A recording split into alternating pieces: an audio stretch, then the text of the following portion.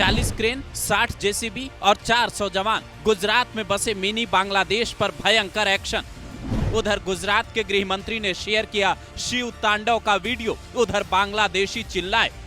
मोदी शाह के राज्य का वो तालाब जहां बहता था पानी, वहां घुसपैठिए किसने बसाए।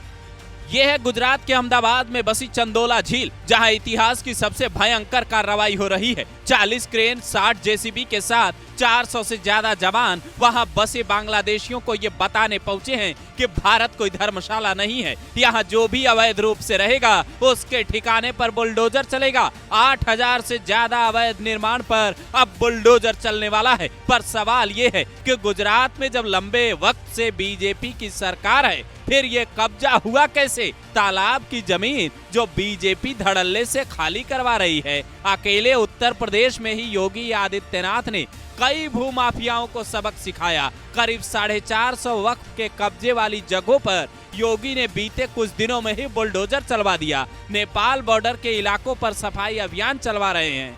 वही बीजेपी गुजरात में इस अवैध कब्जे को क्यों नहीं रोक पाई? तो इस तालाब पर कब्जे की कहानी और इसके गुनाहगारों की पोल खोलें, उससे पहले ये तस्वीरें देखिए। आप शायद ये जानकर दंग रह जाएं कि ये कार्रवाई का दूसरा चरण है। इससे पहले 1.5 लाख वर्ग मीटर जमीन कब्जा मुक्त हो चुकी है। सैकड़ों मकानों पर बुलडोजर चल चुका है और अब की बार 2.5 लाख वर्ग मीटर जमीन को खाली करवाने की कार्रवाई जारी है। इस एक्शन को कई लोग भारत में चल रहे देशद्रोहियों के सफाई अभियान से जोड़कर भी देख रहे हैं। एक तरफ गुजरात के गृह मंत्री हर्ष सांघवी एक लड़की का वीडियो शेयर करते हैं जो शिव तांडव गाकर सबको मंत्रमुग्ध कर देती है।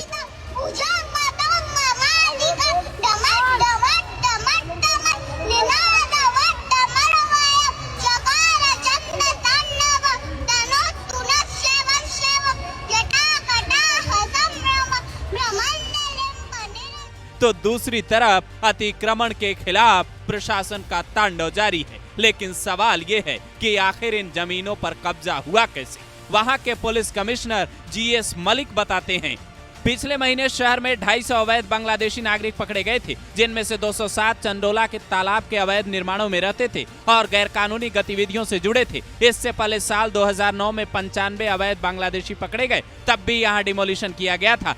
डिमोलिशन के दूसरे चरण के दौरान 1 जेसीपी, 1 एडीसीपी, 6 डीसीपी, एसीपी और पीआई सहित कुल 3000 से ज्यादा पुलिसकर्मी तैनात रहेंगे। 25 एसआरपी कंपनियां भी मौजूद रहेगी। यानी पुलिस की तैयारी पूरी है। अगर किसी ने हाथों में पत्थर उठाने या कानून व्यवस्था बिगाड़ने की हिमाकत की तो उसे मुंहतोड़ जवाब मिलने वाला है। कहा जाता है यहाँ अवैध कब्जे की शुरुआत 70-80 के दशक में हुई। उस वक्त वोट बैंक के खातिर कुछ लोगों ने इन लोगों को वहां शरण दी। साल 2002 में एक एनजीओ ने सियासत नगर के नाम से बस्ती भी बसाई। साल 2010 से 24 के बीच चंदोला झील की जमीन पर कब्जे तेज हुए। इन सब का आरोपी लल्ला पठान है, जिसने इन लोगों को बसाया और जब पहले चरण की कार्रवाई अप्रैल महीने में हुई तो वो फरार हो गया। हालांकि बाद में उसे पकड़ा गया तो पूछताछ में कई बड़े खुलासे हुए। अवैध कब्जे का खेल उसने अकेले नहीं बल्कि कईयों की मिली भगत से रचा। लेकिन अहमदाबाद नगर निगम के अधिकारियों ने कोई खास ध्यान नहीं दिया। टीवी 9 की रिपोर्ट ये तक दावा करती है कि चंदोला झील का ये इलाका जहां से अवैध निर्माण हटाया जा रहा है, देश के 4 दुश्मन यहीं से पकड़े गए थे।